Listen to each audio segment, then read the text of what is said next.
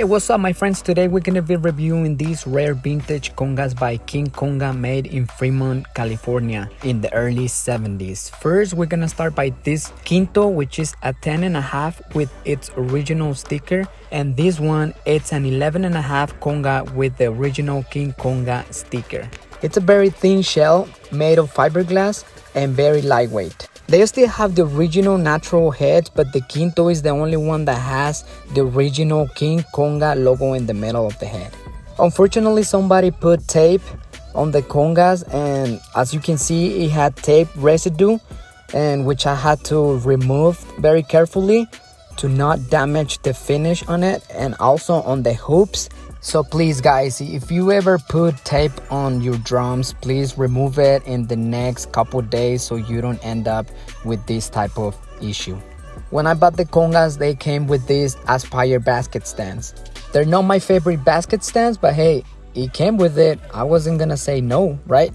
Now it's time to check out the inside of the shells. As you can see, it's a very thin shell without any protection in the bottom part of the shells. That's why it's very common to find these congas with several cracks in the bottom part of the shells. And you can see there how the fiberglass seam is welded in a vertical direction compared to the LP shells where they weld the seams around the shell with a metal ring to reinforce the drums.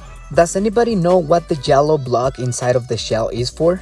They also came with these LP vintage canvas bags. This is the white one with the Latin Percussion LP logo on the pouch. It was very dirty. It had like 2 or 3 holes around the bag.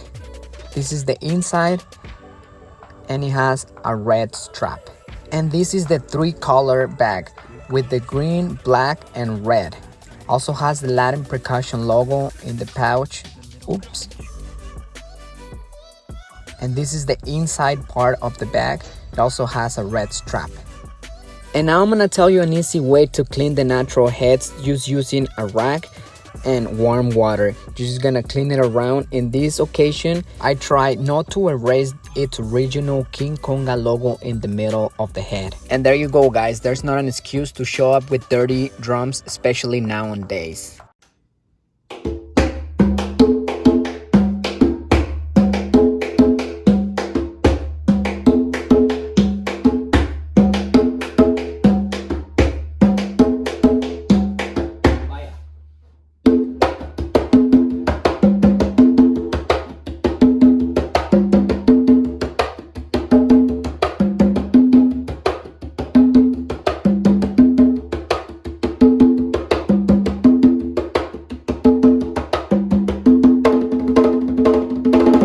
Alright guys, now I'm gonna tell you how much I sold these drums, the bags and the stands. But before, please take in mind, I'm not an expert on vintage congas.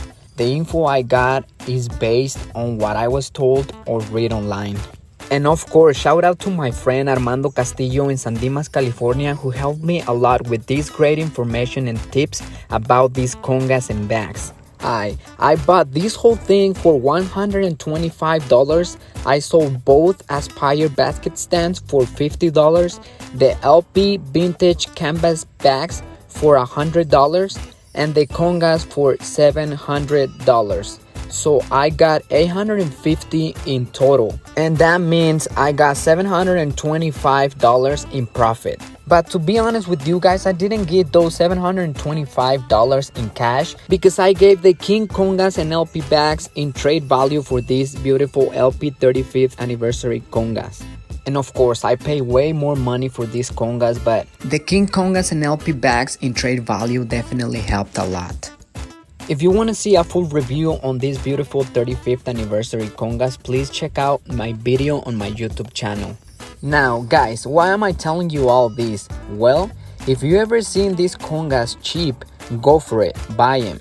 You can sell them or trade them as I did, or if you really like them, you can keep them, but if you get them for a good deal, you will never regret it. So start hunting now, especially if you get the tumba, which I believe it's a 12.5 in size. It's rare to find one, but I heard they can sell for around $1,000 each tumbadora. It all depends on the condition of the drums, and yeah, it might be hard to price vintage gear, but as my friend Armando Castillo said, the price is what the buyer is up to pay.